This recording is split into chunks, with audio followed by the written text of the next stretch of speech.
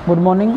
आज अपन last class में सूत्रकर्मी के बारे में पढ़ रहे थे कि सूत्रकर्मी जो है उनकी क्या परिभाषा क्या है, उनका किस भाषा से लिया गया है, उसके बारे में अपन चर्चा की थी। कहाँ पाए जाते हैं ये बात पढ़ रहे थे। लास्ट अपन को अब 6 पॉइंट तक डिस्कस कर लिया था। आज अपन 7वें पॉइंट में पढ़ेंगे कि जो उपपरजीवी सूत्रकर्मी की कुछ प्रजातियाँ हैं, ये जो पादपों के अंदर कहाँ पाए जाते हैं उनकी बात करेंगे। तो अपनी 7वें नंबर पे जो हेडिंग है वो है आपके उपपरजीवी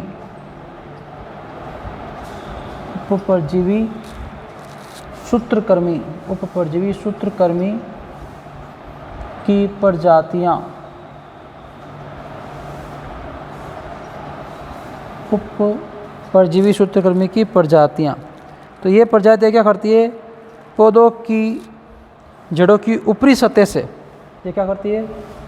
पौधों की जड़ों की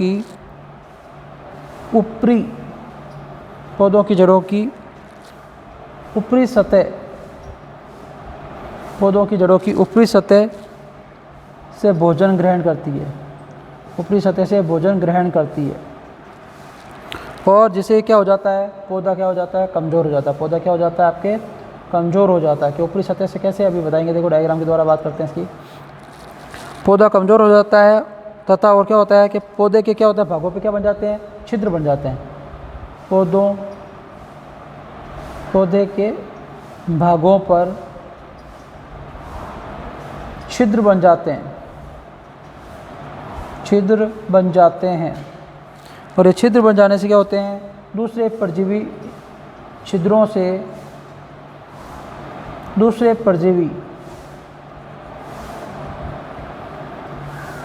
पौधों में प्रवेश करते हैं। ठीक है साहब, बात क्या देखिए आप।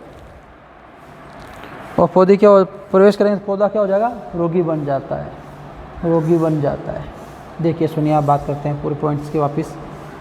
कि ये जो उपपरजीवी सूत्रकर्मी प्रजातियां जो होती है, ये क्या करते हैं? पौधों की जड़ों की ऊपरी सतह, मान लीजिए पौधा है, ठीक है, इसकी ये जड़ें हैं, ठीक है, तो इस जड़ों की ऊपरी सतह, ये वाली सतह है, इन सतहों से क्या करते हैं? भोजन ग्रहण करते हैं। भोजन ग्रहण करने में कुछ पर्टिकुलर ऐसी संरचना होती है, इसके द्वारा छेद करके भोजन ग्रहण करेंगे इससे। तो ये छेद करने वजह से छोटे छोटे छिद्र बन जाते हैं इसमें। ये देखो छिद्र बन गया ऐसे, ठीक है, ये छिद्र बन गया ऐसे।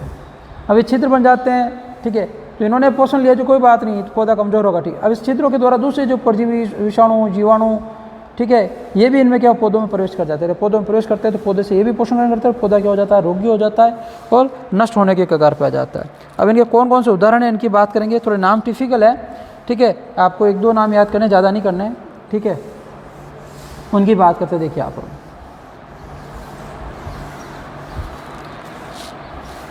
सबसे पहले है स्टंट सूत्रकर्मी। सभी के पीछे सूत्रकर्मी लगेगा। और इधर ये जो प्रजातियां पादप की जिनमें ये रोग फैलाते हैं, ठीक, उनकी बात करें तो इसमें है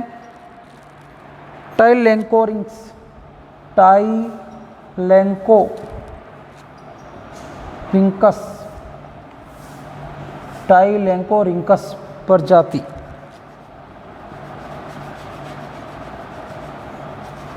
दूसरा जो आपके सूत्रकर्मी हैं, ये आपके स्पाइरल सूत्रकर्मी,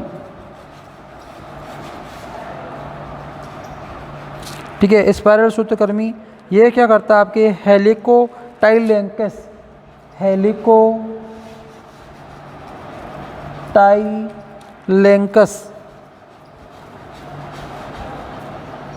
हेलिकोटाइलेंकस प्रजाति,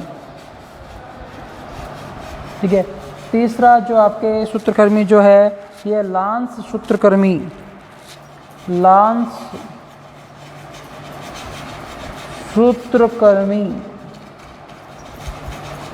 ये जो पादप प्रजाति है होप्लोलेमस प्रजाति। चौथा जो आपके है ये है पिन सूत्रकर्मी। पिन सूत्रकृमि। ये जो आपके पिन सूत्रकृमि हैं ये आपके रोग फैलाता है पैराटाइलेंकस, पैराटाइलेंकस प्रजाति। नेक्स्ट है आपके रिंग सूत्रकृमि, रिंग सूत्रकृमि। और ये रिंग सूत्रकृमि जो होता है ये आपके हेमिक्रिकोनिमेटिड्स, हेमिक्रिको, क्योंकि नाम ऐसे ही है थोड़े, हेमिक्रिकोनिमेटिड्स, निमेटिड्स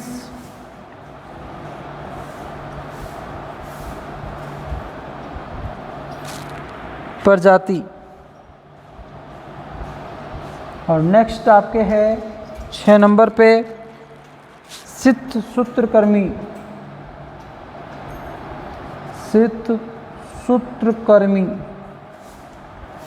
ये जो है आपके रोग फैलाता पादप में हेमीसाइकिलियोफेरा, हेमीसाइकिलियोफेरा, साइकिलियोफेरा, सॉरी फोरा आएगा, फेरा नहीं आएगा, इंग्लिश वर्ड थोड़ा सा इसमें है, हेमीसाइकिलियोफोरा प्रजाति। नेक्स्ट है 7 नंबर पर सुई सूत्रकृमि, सुई सूत्रकृमि।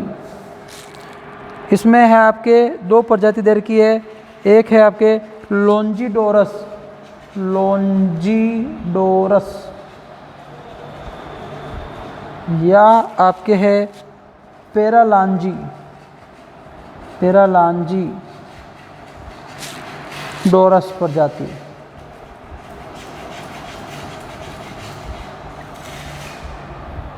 आठवें नंबर पर आपके है डेगर सूत्रकृमि, डेगर सूत्रकृमि। इसमें है जिफिनीमा प्रजाति, जिफिनीमा प्रजाति। और लास्ट ऑप्शन है आपके, लास्ट जो आपके सूत्रकृमि है स्टबी, स्टबी जड़ सूत्रकृमि। और इसका उदाहरण है ट्राइकोडोरस, ट्राइकोडोरस प्रजाति। ये कुछ ऐसी प्रजातियां हैं जो उप परजीवी सूत्रकृमि की प्रजातियां हैं, जो पादपों के अंदर आपके उनसे ऊपरी सतह, जड़ की ऊपरी सतह से भोजन प्राप्त करते हैं, असंख्य छिद्र बनाते रहते हैं, जिससे परजीवी उनके शरीर में चला जाता है, पादप कमजोर और दुर्बल और रोगी हो जाता है। अब पढ़ते हैं सूत्रकृमियों का पौधों पर क्या प्रभाव होता है। अब ये प्रजातियां भी अपने जो सिलेबस होगा उसी को याद करना है आपको मुख्य रूप से। अब देखिए अपन बात करेंगे आगे, नेक्स्ट हेडिंग है अपनी सूत्रकृमि का पौधों पे प्रभाव। सूत्रकृमि का पौधों पर प्रभाव।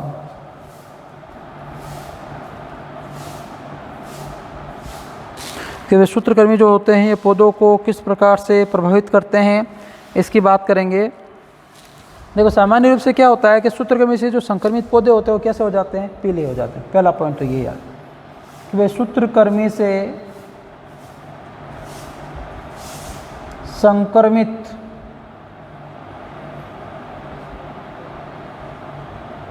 सूत्रकृमि से संक्रमित पौधे कैसे हो जाते हैं, पीले हो जाते हैं।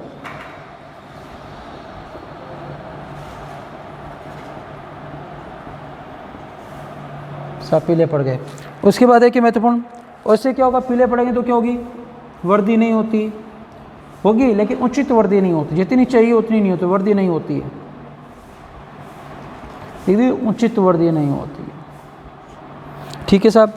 और इसमें देखिए महत्वपूर्ण क्या है, और वर्दी उचित नहीं होगी तो पौधा क्या रह जाएगा, बोना रह जाता है। पौधा क्या रह जाता है, बोना रह जाता है। और देखिए अब ये तो बात हो गई भाई सामान्य रूप से सूत्रकृमि से पीड़ित जो पौधे होते हैं, संक्रमित पौधे होते हैं, वो पीले पड़ जाते हैं, उचित वृद्धि नहीं होती है, पौधा बौना रह जाता है। अब मान लीजिए क्या हो कि पौधे में भोजन की कमी से क्या लक्षण प्रकट होते हैं कि यदि पौधे को क्या हो, पौधे में भोजन की कमी से प्रकट लक्षण कि पौधे में भोजन की कमी से प्रकट लक्षण की बात करते हैं अपन कि पौधे में भोजन की कमी से क्या लक्षण प्रकट होता है। देखिए फर्स्ट पॉइंट की बात करें, जड़ें कैसी रह जाएगी, जड़ें कैसी रहती है इसकी, पतली, कमज़ोर, जड़ें कैसी, पतली, कमज़ोर और गुच्छेदार हो जाती है। कब, जब पौधे को क्या हो, भोजन नहीं मिलता है पर्याप्त मात्रा में। क्यों कि सूत्रकृमि से संक्रमित होते हैं, सूत्रकृमि क्या करता है, पोषक पदार्थों को ग्रहण कर लेते हैं और पौधों को प्रॉपर नहीं मिल पाता है। अगला है कि रोगी पौधे में पुष्प क्या होते हैं आपके, कम लगते हैं। क्या होते हैं, पुष्प कम लगते हैं। तीसरा पॉइंट क्या है कि दूसरा हो गया पुष्प कम लगते हैं। तीसरा है पुष्प झड़ने की समस्या रहती है कि कम लगेंगे और उसमें से क्या हो जाएंगे, झड़ जाएंगे, गिर जाएंगे ज़मीन पे। पुष्प झड़ने की समस्या रहती है। और नेक्स्ट क्या रोग है कि भाई पुष्प झड़ने की समस्या हो गई, उसके बाद क्या रहता है, फल भी झड़ जाते हैं। पुष्प झड़ेंगे तो क्या होते हैं, फल झड़ते हैं। और अगला पॉइंट क्या है आपके कि फल संख्या में कम, कि जो फल होंगे इन क्या होंगे, संख्या में कम होंगे, फल संख्या में कम। दूसरा क्या, इसी में आकार क्या हो जाता है, छोटा, आकार में छोटे, तथा कि फल संख्या में क्या होते हैं, कम, आकार में छोटे होते हैं और क्या होते हैं, भार में हल्के होते हैं। भार में, वजन में क्या रहेंगे, हल्के होंगे, प्रॉपर विकास नहीं होता है।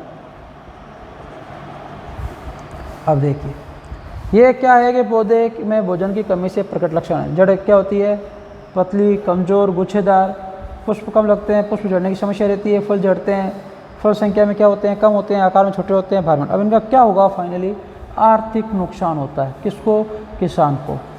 आर्थिक नुकसान, आर्थिक नुकसान क्यों, जितना वो आपके उत्पादकता चाहता होते हैं उत्पादकता उसको प्राप्त नहीं होती है, तो आर्थिक रूप से उसको क्या उठाना पड़ता है, नुकसान उठाना पड़ता है। अब देखिए इसके बारे में और अधिक पढ़ते हैं कि सूत्रकृमि किस प्रकार से नुकसान पहुंचाते हैं, उसकी चर्चा अपन करने वाले हैं इसी के अंदर। ये तो प्रभाव हो गया पौधों पर, अब किस प्रकार से ये प्रभाव, ये किस प्रकार से संक्रमित करते हैं, क्या प्रोसेस रहता है, अपन इसकी चर्चा करें। देखिए आप कि सूत्रकृमि की जो अधिकतर प्रजातियाँ ये क्या करती है, आपके जड़ों में पौधों की भूमिगत भागों से क्या करता है, अपना भोजन ग्रहण करते हैं। कि सूत्रकृमि जो होते हैं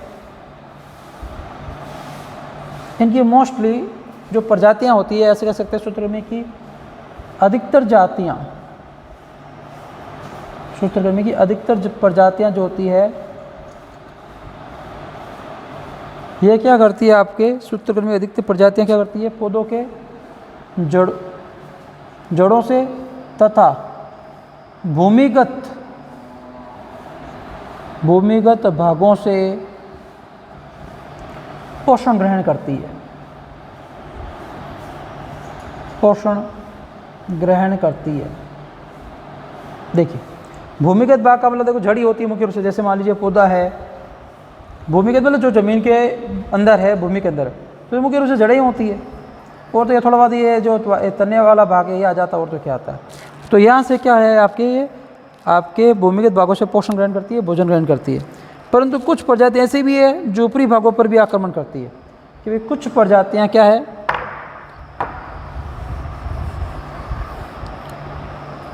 कुछ प्रजातियाँ किसकी, सूत्रकृमि की, कुछ प्रजातियाँ लिख देता हूँ सूत्रकृमि की क्या करती है, ये पादपों के वायवीय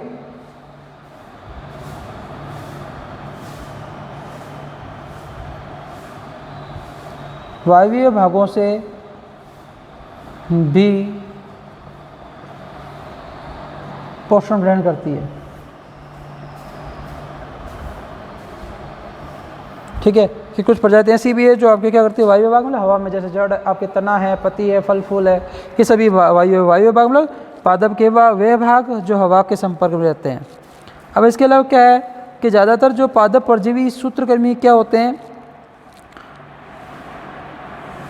ये अंदर क्या होती है, देखो ये जो पादप परजीवी सूत्रकृमि जो होते हैं, पादप परजीवी, इसका मतलब समझोगे पादप जानते ही हो, परजीवी का मतलब जो आपके पादपों पर निर्भर हो भोजन के लिए। ये परजीवी आंतरिक भी हो सकता है और बाह्य। आंतरिक मतलब पादप के शरीर के अंदर है और बाह्य मतलब पादप के शरीर के बाहर एक कर पोषण करने रहे। तो ये जो पादप परजीवी होते हैं, कि जो पादप परजीवी सूत्रकृमि जो होते हैं, पादप परजीवी सूत्रकृमि होते हैं, इनके अंदर क्या होती है आपके एक खोखली सुई के समान, खोखली सुई के समान संरचना होती है। सुई के समान क्या पाई जाती है, इनमें संरचना पाई जाती है, जिससे क्या कार्य करता है, देखिए अभी बताता हूँ पूरा डायग्राम बना के। जिससे क्या करते हैं, ये पौधों में प्रवेश कर, जिससे क्या करते हैं, इस सुई समान संरचना को क्या करते हैं, पौधे में प्रवेश करवाकर क्या करते हैं, पौधे में प्रवेश करवाकर, ठीक है, तथा उसमें क्या करते हैं, लार के अंदर उपस्थित तत्व पौधे में प्रवेश करेंगे और लार में इनके जो उपस्थित तत्व होते हैं, लार में उपस्थित तत्वों के लार में आपके जो क्या होते हैं आपके, कि वे पौधे के अंदर ये सुई जैसे समान संरचना में प्रवेश कराएंगे और लार में उपस्थित तत्व जो होते हैं उनको गोलकर क्या करते हैं, वापस सूत्रकृमि शरीर में सोख लेते हैं। कि वे इनके लार के अंदर जो उपस्थित तत्व होते हैं सभी को गोलते हैं, ठीक है, और पादप कोशिका में प्रवेश कराते हैं और पादप कोशिका में प्रवेश करवा के वापस क्या कर लेते हैं, ग्रहण कर लेते हैं, वापस सूत्रकृमि ग्रहण कर लेते हैं। इससे क्या होगा कि पादप से पोषण ग्रहण करते हैं। तो ये सुई कैसे होती है, किस प्रकार की संरचना होती है, वो पेग होती है, खोखली होगी। अब मान लीजिए पादप कोशिका है, इसके अंदर ये लार मिलाएंगे, क्या करते हैं कि सुई के समान जो संरचना होती है इसमें लार प्रवेश कराते हैं, लार प्रवेश करते हैं, लार में जो तत्व होते हैं सभी से मिल जाते हैं।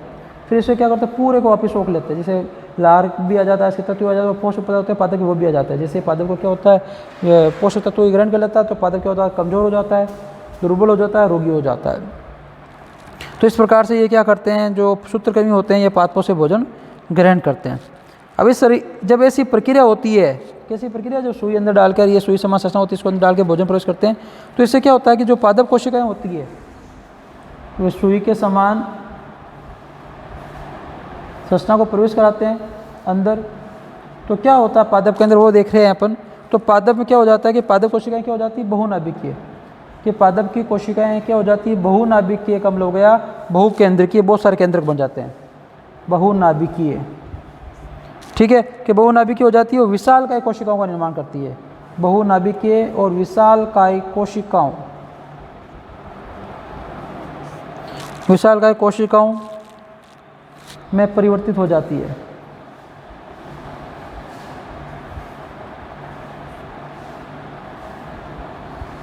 विशालकाय कोशिकाओं में परिवर्तित हो जाती है, ठीक है। और कभी कभी ये देखा गया कि जब सूत्रकृमि क्या करते हैं, कोशिका में फूल कर गांठ रूपी संरचना में प्रवृत्ति हो जाते हैं। कि कभी कभी क्या करते हैं, कुछ जो सूत्रकृमि जो होते हैं ये क्या करते हैं, पादप कोशिका में प्रवेश कर गांठनुमा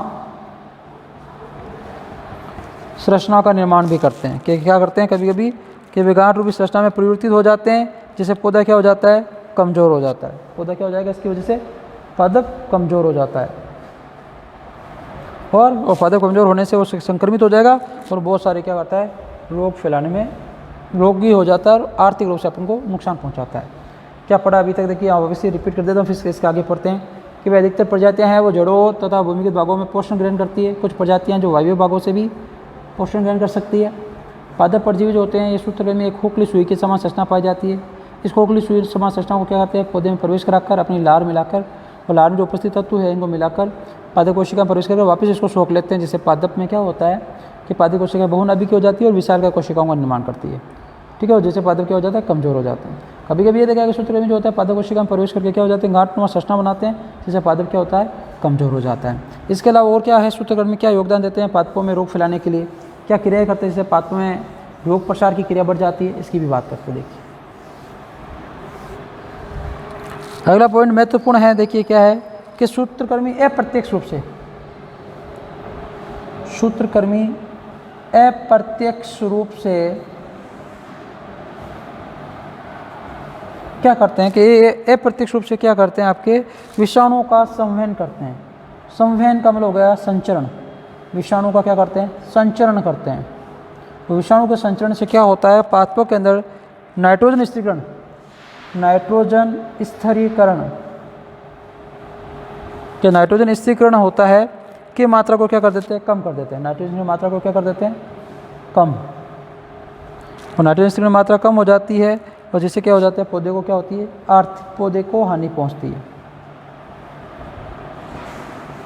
देखिए सुनिए याद कि भाई एक तो होता है प्रत्यक्ष रूप से कि भाई सूत्रकृमि जो सीधे इनके ऊपर विषाणु आए, विषाणु पादप पर प्रवेश हो गए। सूत्रकृमि क्या होते हैं, इनको रोग फैलाते हैं। सूत्रकृमि कुछ विषाणु होते हैं, वो इनडायरेक्टली इनके शरीर से पादप कोशिका में सुई वाली जो श्वसन है इसके माध्यम से प्रवेश कर जाते हैं। और विषाणु जब प्रवेश कर जाते हैं तो नाइट्रोजन स्थिरीकरण की क्रिया को क्या करते हैं, प्रभावित करते हैं, नाइट्रोजन स्थिरीकरण को रोक देते हैं। ठीक है, ये नाइट्रोजन बहुत ही कम मात्रा में होता है जिससे पौधे को हानि पहुंचती है। नाइट्रोजन स्थिरीकरण क्या है आपको पता है, नाइट्रोजन वातावरण में 78% पाया जाता है, लेकिन पादप इसको सीधे ग्रहण नहीं कर सकते। और पौधे के विकास के लिए नाइट्रोजन बहुत ही महत्वपूर्ण है। ठीक है, आपको पता है अपन DAP यूरिया डालते हैं, उसमें क्या होता है, नाइट्रोजन ही तो होता है ताकि पादप क्या हो, विकास जल्दी करे। तो ये नाइट्रोजन जो है इसको कुछ जीवाणु होते हैं जो पादप को अवेलेबल करवाते हैं, जिसमें राइजोबियम है, आपको पता है, बहुत सारे जीवाणु वायवीय जीवाणु हैं जो आपके क्या करते हैं, नाइट्रोजन को उसके यौगिक में तोड़ते हैं। किसमें, नाइट्रेट, एक तो होता है नाइट्राइड में तोड़ते हैं, ठीक, एक तोड़ते हैं नाइट्रेट के अंदर। ये नाइट्रेट जो है इस रूप में नाइट्रोजन पादपों को ग्रहण होती है। अब मान लीजिए विषाणु चला गया सूत्रकृमि की सहायता से, तो ये नाइट्रेट में बदलने नहीं देगा या बहुत ही कम बदलेगी, जिससे पादप का विकास नहीं होगा, वृद्धि नहीं होगी पादप। ठीक है, उचित फलों का या जो इससे उत्पादन सामग्री वो कम हो जाएगी। इसलिए अपन को क्या होता है, आर्थिक रूप से क्या होता है, बहुत ही ज़्यादा नुकसान पहुँचता है। इसके अलावा क्या है, एक आपके प्रोफेसर हुए थे, प्रोफेसर जैन सासर, प्रोफेसर JN सासर, प्रोफेसर जैन सासर, ये बात है 1990 की। इन्होंने क्या बात बताई, देखिए ये महत्वपूर्ण बात है। इन्होंने बताया कि सूत्रकृमि के कारण, ये जो सूत्रकृमि जो होते हैं इनकी वजह से फसलों में औसतन, मतलब लगभग एवरेजन बात होती, कन्फर्म नहीं, औसतन, ठीक है, अपन को 12.3% की हानि होती है। कि सूत्रकृमि है ये आपके फसलों को क्या कहता है, औसतन 12.3% की हानि पहुंचाते हैं। मान लीजिए आपको 100 किलो फसल होनी थी तो ये अब 12 किलो 300 ग्राम, ठीक है, ये क्या होगी, इतना उत्पादन कम होगा आपके 100 किलो पे। किसके अनुसार, प्रोफेसर JN सासर, बात 1990 की। इन्होंने बताया सूत्रकृमियों की वजह, सिर्फ सूत्रकृमियों की वजह से। इसके अलावा विषाणु, जीवाणु, माइकोप्लाज्मा, ठीक है, बहुत से, इनके कुल मिला के आपके 30 से 40% तक अपन को आर्थिक नुकसान होता है। तो इस प्रकार से सूत्रकृमि जो होते हैं वो डायरेक्ट इनडायरेक्ट आपके पौधों पे क्या करते हैं, बहुत ही ज़्यादा हानिकारक प्रभाव डालते हैं, जिसको अपन को क्या होता है, पादपों में आर्थिक रूप से क्या होती है, हानि पहुँचती है। ठीक है, अब नेक्स्ट हेडिंग है अपने सूत्रकृमियों की सामान्य संरचना की बात करेंगे कि सूत्रकृमि जो है उनकी सामान्य संरचना क्या है, शरीर की बनावट कैसी है, क्या इनमें विशेषताएँ पाई जाती हैं, उनकी बात करेंगे। जितना आज हो पाएगा उतना करेंगे, बाकी नेक्स्ट क्लास में पढ़ेंगे इसके बारे में और आगे। देखिए सूत्रकृमि की सामान्य संरचना, नेक्स्ट हेडिंग क्या है, सूत्रकृमि की सामान्य संरचना। देखिए सबसे पहले फर्स्ट पॉइंट की बात करते हैं इसके कि सूत्रकृमि की जो सामान्य संरचना है क्या है इसकी। देखिए सूत्रकृमि का शरीर, सूत्रकृमि का शरीर लंबा, बेलनाकार, सूत्रकृमि शरीर लंबा, बेलनाकार,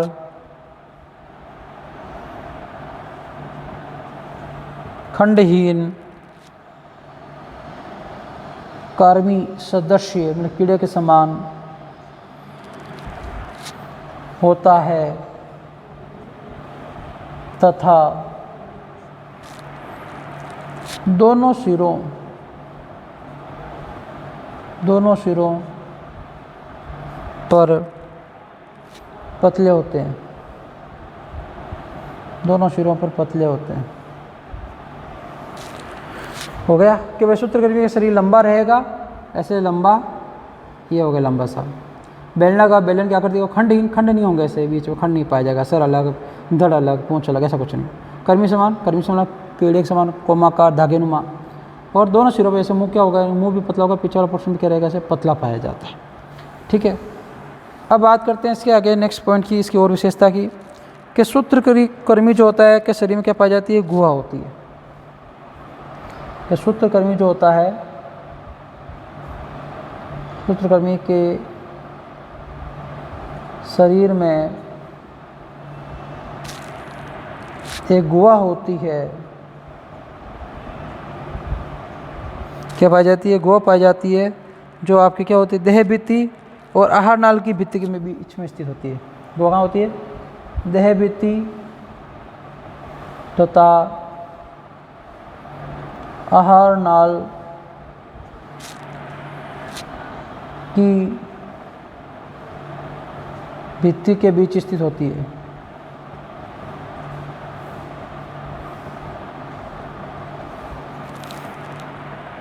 क्योंकि इनमें क्या होती है, वास्तविक क्या होती है, आपके वास्तविक देह भित्ति का क्या होता है, अभाव होता है। वास्तविक भित्ति का क्या पाया जाता है, अभाव पाया जाता है। इसलिए इन्हें क्या कहा जाता है, कूटगुहीय, कूटगुहीय, या ऐसे कहा जाता है स्यूडोसिलोमेटिक, स्यूडोसिल कहा जाता है इनको, या स्यूडोसिलोमेट भी कहते हैं। देखिए क्या है, देखिए सुनिए आप, कि सूत्रकृमि जो होते हैं, ये आपके नेमेटोड्स होते हैं, इनको क्या कहा जाता है, कूटगुहीय। देखो 3 कंडीशन होती है, एक गुहीय, कूटगुहीय, और एक होता है आपके गुहीय। स्यूडोसिलोमेट, एसिलोमेट, स्यूडोसिलोमेट और सिलोमेट। देखो क्या कि जब क्या होता है कि मान लीजिए एक्टोडर्म है, बाहर वाली परत, बीच में मेसोडर्म और अंदर एंडोडर्म। ठीक है, कोई गुहा नहीं बनती है, तो उसे क्या बोलेंगे, अगुहीय। कूटगुहीय में क्या होता है कि एक्टोडर्म, ये आपके मेसोडर्म, एक्टोडर्म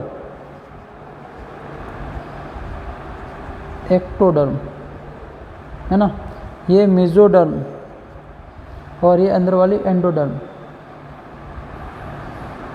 ठीक है, अब ये मेसोडर्म जो होती है क्या करती है, और ये अंदर एंडोडर्म हो गई। अब ये इसकी कुछ ऐसे फैली होती है, चारों से कवर रखती है, लेकिन गुहा नहीं बनती है। ठीक है, ये आपकी क्या गुही है, लेकिन इसमें गुहा पूरी तरह से नहीं बनती है। मेसोडर्म को आपके एंडोडर्म पूरी तरह से घेरे नहीं रखती है, कूटगुहीय है।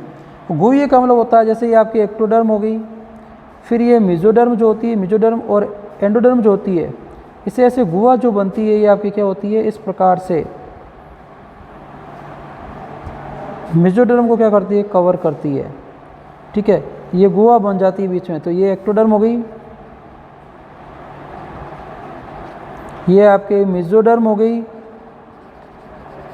और बीच में एंडोडर्म हो गई। जब आपके मेसोडर्म क्या करती है, एंडोडर्म को कवर कर लेती है चारों तरफ से, और ये बीच में गुहा बन जाती है, वाला पोर्शन जो मैं ब्लैक कर रहा हूँ। ठीक है, तो इस प्रकार की कंडीशन होती है, इसे कहते हैं गुहा बन जाती है। और जो आपके नेमेटोड्स होते हैं, इनके अंदर ये गुहा नहीं बनती है, इसलिए इन्हें क्या कहा जाता है, अगुहीय कहा जाता है। अभी जो पढ़ा सेकंड पॉइंट, उसका सारांश यही है। वैसे 11वीं क्लास में आपको पढ़ा हुआ है, इसके बारे में चर्चा कर चुके हैं अपन, फिर भी मैंने आपको बता दिया वापस नॉलेज के लिए। आप बाकी 11वीं क्लास में अपनी बुक में से पढ़ लीजिए, कोडेट और नॉन कोडेट वाला चैप्टर है आपके, डेट के आपके पृष्ठवंशी और अपृष्ठवंशी वाले जंतु में से पढ़ लीजिए आप, यह आपकी चीज़ क्लियर हो जाएगी। ठीक है, तो ये आपके क्या हो गया, सूत्रकृमि के कुछ महत्वपूर्ण पॉइंट की चर्चा होगी, और भी इसके महत्वपूर्ण पॉइंट से सामान्य संरचना है, उनके बारे में बात करेंगे। ठीक है, अपन ये जो सभी बाकी जो बात है अपन ये है नेक्स्ट क्लास में करेंगे। ठीक है, तो आज के लिए इतना ही। ठीक है, धन्यवाद, बाकी नेक्स्ट क्लास में पढ़ेंगे।